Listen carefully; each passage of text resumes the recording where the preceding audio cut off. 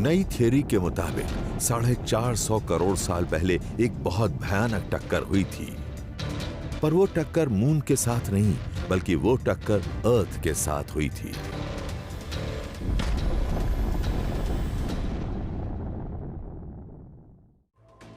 Scientist ने उस Mars के साइज के प्लैनेट को थिया नाम दिया और सोचा कि उस टक्कर के दौरान क्या हुआ होगा। 450 करोड़ साल पहले थिया आता है और अर्थ से बहुत जोर से टकराता है। उस टक्कर की वजह से पिघला हुआ मलबा बिखर जाता है और जलते हुए पत्थरों की एक रिंग अर्थ के इर्द गिर्द बन जाती है। हमारा मून 1 साल से भी कम में बन गया। उसका और अर्थ का क्रस्ट केमिकली लगभग सेम है क्योंकि दोनों का ओरिजिन एक ही है। ये इम्पैक्ट आइडिया बहुत अजीब जरूर है, पर इससे हमें मून से जुड़े बहुत से सवालों के सही जवाब मिलते हैं। इम्पैक्ट हाइपोथेसिस यानी टक्कर वाली थियरी हमारे ओवरसाइज्ड मून के ओरिजिन के लिए एक लीडिंग थियरी बन गई। पर जब स्पेस प्रोब्स मून की पिछली तरफ पहुंचे तो उन्हें एक ऐसी बात पता चली जिससे यह थ्योरी भी सवालों के घेरे में आ गई। मून में एक गहरा राज छुपा है। इसका जन्म एक जुड़वा के साथ हुआ था। आज रात मून को देखिएगा। हो सकता है आपको कोई जाना पहचाना चेहरा दिखाई दे या फिर अपने कल्चर के मुताबिक कोई खरगोश या पेड़ दिख जाए। मून की सतह पर नजर आने वाले पैटर्न्स के साथ बहुत किस्से और कहानियां जुड़ी हैं, पर वो निशान हमें हमारे इस बड़े साइज के रक्षक के बारे में क्या बता सकते हैं? जिसे हम मैन इन द मून कहते हैं, वो असल में हल्के और गहरे धब्बों की एक सीरीज है मून की सतह पर, और हम लोग प्रोग्राम्ड है चेहरों को पहचानने के लिए, इसलिए हमें वहाँ पर भी एक चेहरा नजर आता है। ऐसे गहरे धब्बे सिर्फ मून पर ही दिखते हैं।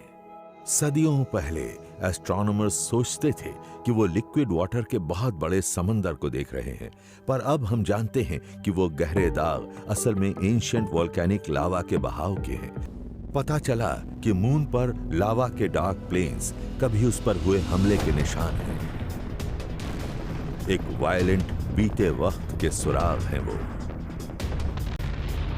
400 करोड़ साल पहले नए बने मून पर एस्ट्रॉइड्स की बरसात हुई और उन्होंने उसकी सतह को छलनी करके रख दिया। जहां पर भी क्रस्ट पतला है वहां पर मून के गर्म इंटीरियर से पिघला हुआ लावा निकलने लगा।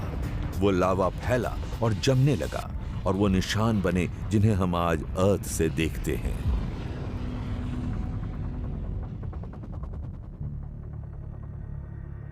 एक और अजीब बात, हालांकि मून रोटेट कर रहा है, अर्थ की ग्रेविटी उसे इतनी जोर से पकड़ लेती है कि हमारी तरफ हमेशा उसकी एक ही साइड रहती है। इससे उसकी दूसरी तरफ के फीचर्स एक बहुत बड़ी मिस्ट्री बन जाते हैं। सन 1959 में सोवियत स्पेसक्राफ्ट लूना 3 मून की पिछली साइड के सामने से गुजरा और उसने पहली बार उसकी फोटोग्राफ्स ली। एस्ट्रोनॉमर्स को उम्मीद थी कि वहां पर भी वैसे ही डार्क और लाइट पैचेस दिखेंगे, पर उन्हें बहुत जोर का झटका लगने वाला था। जब साइंटिस्ट्स ने वो पिक्चर्स देखी तो वो हैरान रह गए। पिछली साइड अगली साइड से बिल्कुल अलग दिख रही थी। उसमें क्रेटर्स ही क्रेटर्स थे, और मैं आपको बताऊं वो बहुत ही अजीब बात थी। ऐसा किसी ने एक्सपेक्ट नहीं किया था।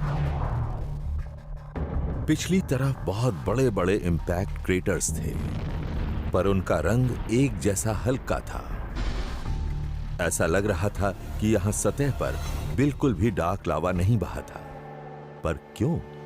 हाल के मास एमिशन से पक्का हो गया कि मून की पिछली तरफ का जो क्रस्ट है वो अगली तरफ के क्रस्ट से 48 किलोमीटर ज्यादा मोटा है।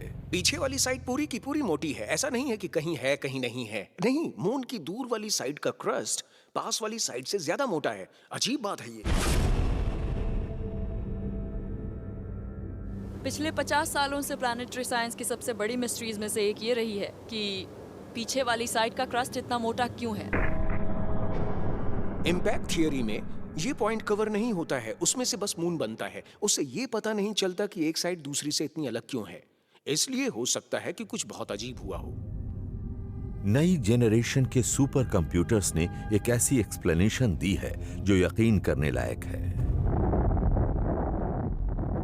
थिया की टक्कर से एक नहीं बल्कि 2 मून्स बने होंगे और इस डबल बर्थ से डबल साइडेड मून की बात भी समझ में आ सकती है।